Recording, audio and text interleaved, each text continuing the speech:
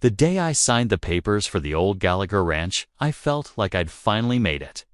20 acres of pristine Colorado countryside with a creek running through the property. Mountain views that belonged on a postcard and a century-old barn that had more character than most. The best part? It was completely outside the jurisdiction of the Pinecrest Valley HOA that had sprouted up on the adjacent land. Like an overpriced mushroom patch. My name is Liam Hayes, and after selling my tech company in San Francisco, I was ready for the quiet life. I'd grown up on a ranch, and despite 2 decades in the corporate world, I never forgot the feeling of wide open spaces and the smell of pine trees after rain. What I didn't know was that the Pinecrest Valley HOA had been using a dirt road that cut through my new property. The Gallagher family had apparently given them informal permission back when the development was first built. But informal permission dies with handshake deals, and the Gallaghers had moved to Arizona without documenting anything. The road was in easement, wasn't in any deed. It was just there. I discovered this exactly 3 days after moving in. I was standing on my front porch at 6 in the morning, coffee in hand, watching the sun paint the mountains gold, when I heard it. The rumble of vehicles, not 1 or 2, but a steady stream of cars. SUVs, sedans, a landscaping truck, even a moving van, all kicking up dust as they drove through my property like it was a public highway. I counted 17 vehicles in 30 minutes. By day 4, I'd figured out the situation. Pinecrest Valley had 2 ways to reach the road. The long way, which added 15 minutes and required navigating a winding mountain road with switchbacks, or the short way, straight through my ranch on that old dirt road.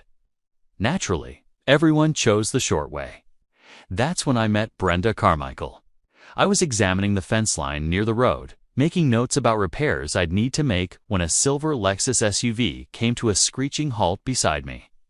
The woman who emerged looked like she'd stepped out of a country club catalog with perfectly highlighted hair. "You must be the new owner," she said, though it sounded more like an accusation than a greeting. "Liam Hayes." I extended my hand. She ignored it. "I'm Brenda Carmichael, president of the Pinecrest Valley HOA. We need to discuss the road situation." "What situation is that?" Her eyes narrowed behind her sunglasses. "Don't play games. This road has been community access for 15 years. The previous owners understood that. The previous owners gave you informal permission. I'm the new owner. I haven't given anyone permission to use my private property. This is ridiculous." Brenda pulled off her sunglasses, and I could see the entitled fury building in her eyes. "You can't just cut off an entire community's access. There are 73 homes here. Then you should have secured a proper easement 15 years ago." "This is private property, Mrs. Carmichael." "It's Ms. Carmichael," she snapped. "And I don't think you understand how things work around here. We have lawyers. We have resources." "That's great," I said, "but your community standards don't apply to my ranch. It's not part of your HOA. Never was, never will be." Brenda's face flushed red. "You're being unreasonable? Where are we supposed to go?" "The long way adds 15 minutes. That sounds like a problem." I dealt with enough entitled executives to recognize the look that crossed Brenda's face. The realization that money wasn't going to work on me, followed by the calculation of how to destroy me. "You're making a huge mistake." She drove off, tires spewing gravel. I should have known that wouldn't be the end of it. Over the next week, things escalated. First came the passive-aggressive notes left on my gate. "Please be a good neighbor, and community access helps everyone." Then came the not-so-passive confrontations. HOA residents would stop their cars and lecture me about being antisocial, selfish, and not understanding rural values. The irony of wealthy transplants lecturing me, a guy who actually grew up on a ranch, wasn't lost. Then Brenda played her trump card.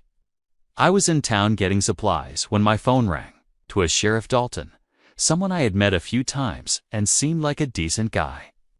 "Liam, we've got a situation. I received a complaint from the Pinecrest Valley HOA.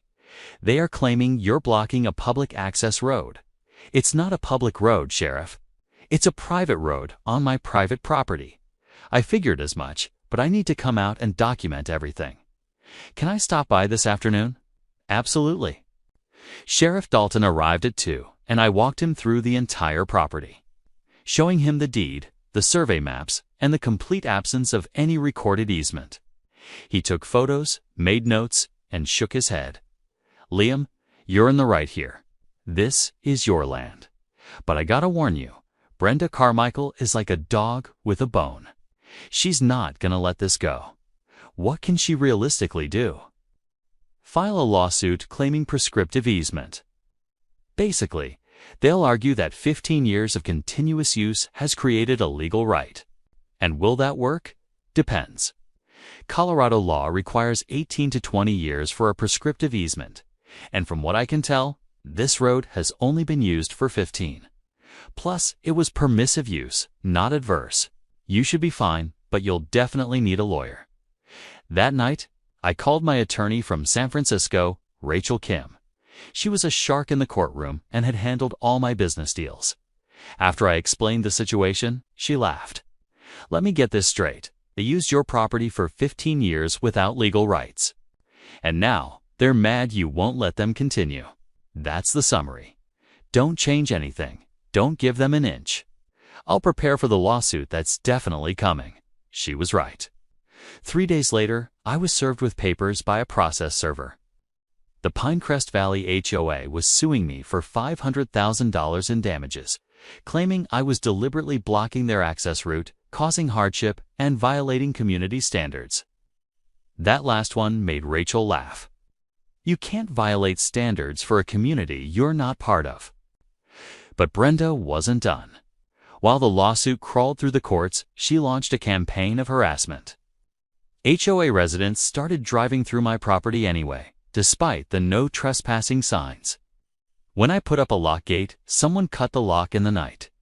When I installed a camera, someone spray painted the lens. The final straw came on a Tuesday morning. I was repairing fence posts when I heard big engines. I turned to see 2 landscaping trucks driving through my property, veering off the road to tear up my field. The drivers were laughing, giving me the finger as they passed. I got their license plates on camera. That afternoon, I drove into town and filed a police report for trespassing and destruction. Then I called Rachel. I'm done playing nice. What are my options? Well, Rachel said, and I could hear the smile in her voice. You could close the road entirely. Put up a serious barrier that can't be easily removed. It's your property, and you have every right to control access. Their lawsuit is baseless, and we both know it. But here's the thing. If you close that road, they're going to have to use the long route, which is going to cause real problems for that community. Problems that will make them very motivated to settle. You hold all the cards here, Liam.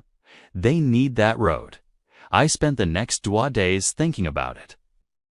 Brenda Carmichael had decided to bully me, to use her HOA's resources to try and force me into submission. She'd encouraged her residents to trespass and destroy my property. It was time to remind her of property rights. I called a local contractor I befriended, a guy named Hank who'd help me with some barn repairs. Hank, I need a favor. I need you to build me a cattle guard at the entrance to that disputed road. And I need a serious steel gate, still 8 feet tall with a lock. Hank grinned. Having trouble with the HOA folks? You could say that. I'll have it done by Friday. Friday morning came, and Hank's crew showed up at dawn. By noon, they'd installed a cattle guard that would destroy any car and a gate that looked like military tech. I hung a simple sign. Private property, no trespassing. Violators would be prosecuted. The reaction was immediate and explosive. By 3 p.m., Brenda was at my gate, standing outside because she couldn't get through, screaming into her phone in a total rage. Within an hour, a crowd of HOA residents had gathered, looking at the gate like it was a Berlin Wall. My phone rang. It was Rachel laughing. I just got a very angry call from the HOA's attorney. They want to negotiate. Already, apparently? everyone is stuck. Nobody realized how much they'd been depending on your road until they couldn't use it anymore. The long route is a nightmare. I'm getting reports of 45-minute commutes turning into 90 minutes. Good. So, what do you want from them? I thought about it carefully. I want 3 things. First, a formal written apology from the HOA board, acknowledging they had no legal right to use my property. Second, they pay for all damages to my land, including the repair of my field. Third, they drop the lawsuit and pay my legal fees. That's very reasonable. I expected you to ask for more. I'm not trying to destroy them, Rachel. I'm just trying to make sure they understand that bullying doesn't work on everyone. The negotiations took exactly 1 week. Brenda fought every single point. She tried to salvage some dignity, but reality was harsh. Her residents were furious about the commute. Property values in Pinecrest Valley had actually started to decline because of the access issue. The HOA board was receiving dozens of daily complaints. In the end, they agreed to everything.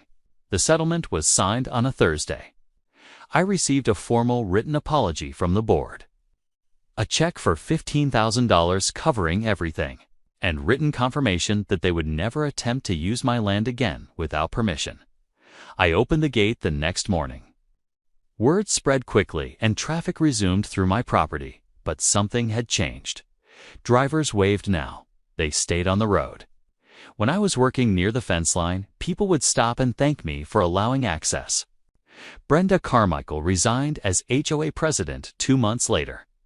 I heard through the grapevine that the board had forced her out after her mishandling of the road situation had cost the HOA thousands of dollars and created a massive public relations nightmare.